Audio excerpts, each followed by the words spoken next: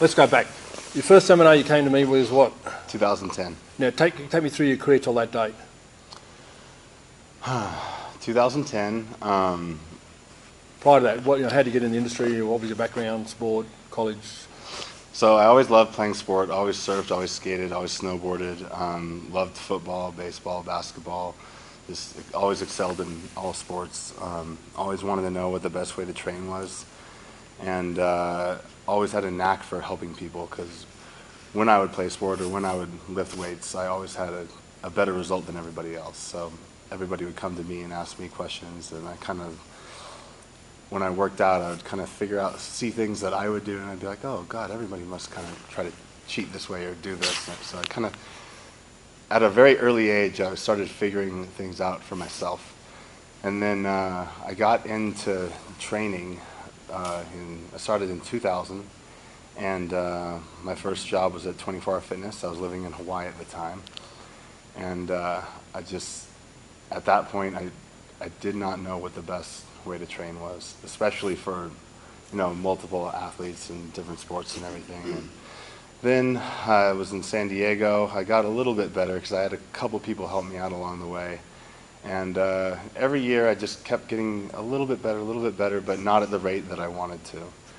And then in 2006 to 8, I was working at Spectrum and then Equinox, and which are two kind of high-end clubs in Southern California and kind of all over the U.S. And I still just had this gut feeling that I wasn't fulfilling my potential as a coach.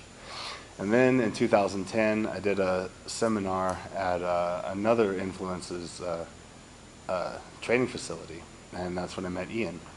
And when I did that seminar, everything he said really resonated with me, and I was able to pay attention for the whole time. And after that, I went and bought every book that he wrote and every DVD, and I just watched them over and over again and read it over and over again.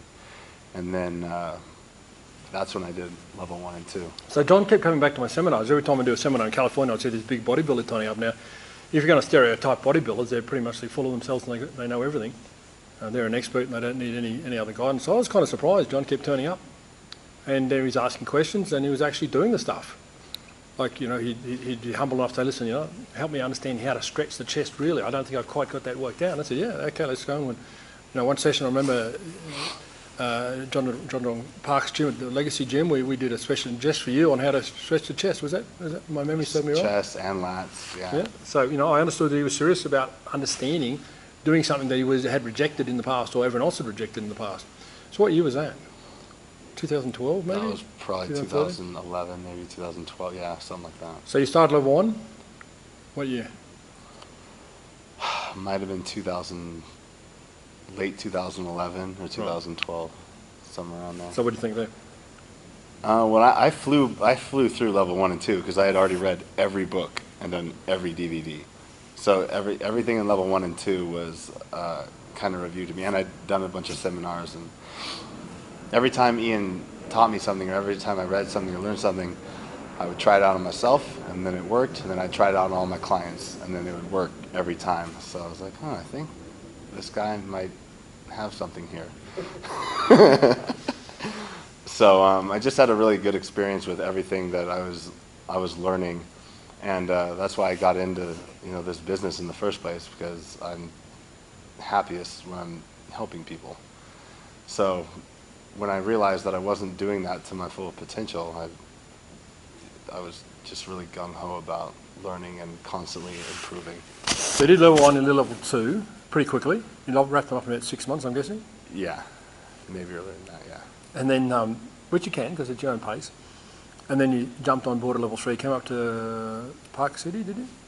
Yeah, I don't even remember what my mentality was for doing that. I think I had maybe a got fed up point at Equinox or something like that. Something must have happened. And so I went and did level 3 and 4 and I had a really good experience, but it was awesome, but it was a really humbling experience. And because I was like, God, I really don't know what I'm doing. And then I did level 3 and 4 and I was like, oh wow, I really don't know what I'm doing. So after that, at the end of the course, everybody was just packing up and they were, ready to head off. And I was like, wow, no one even mentioned level 5 or anything. They didn't upsell it, what you're saying.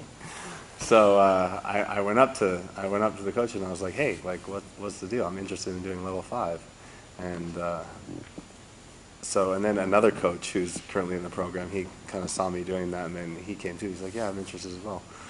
And so that's when I started level 5. They're like, okay, well, in this many months' time, we'll have a chat amongst the coaches and see if we want you to do level 5.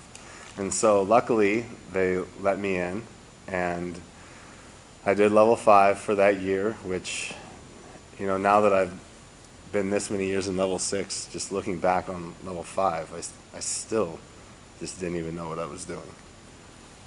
And then looking back at level 6, like I've been doing this for 17 years almost now. And it took me about 15 years to really have confidence and to know what I'm doing, and to have anybody can come in through that door and I can help them, or rehab them, or help them with their injury prevention, or help them with their whatever ailment they have or whatever injury they have. So it's been about only 2 years where I've felt that I'm at the level, I'm at an acceptable level. I'm not at the level I want to be yet, because I definitely know I need to improve.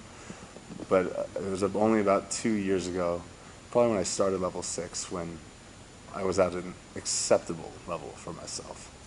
But each time I do a seminar, each time I go to camp, each time I see a new video on a Vidler site, or each time I spend any time with the high-level coaches, or go to Utah or go to Cape Cod, I always get better. And I'm always able to help people. So let's talk about your clients. You had the opportunity to work with some athletes as well over the time? Mm-hmm. I've worked with Olympic athletes. I've worked with some pretty high-profile people. That probably wouldn't have happened if you hadn't been in the program? Not even close.